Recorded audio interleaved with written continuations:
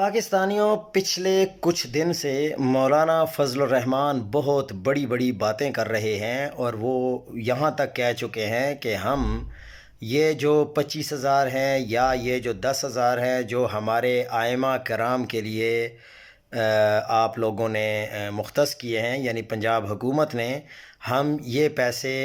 وزیر اعلیٰ کے منہ پر مارتے ہیں، یہاں تک انہوں نے کہہ دیا ہے۔ لیکن حقیقت یہ ہے کہ ائمہ مساجد کے لیے جو 25,000 روپے کا اقرار نامہ، یوں سمجھ لیجئے کہ امام مسجد کو غلام بنانے کا جو معاہدہ ہے،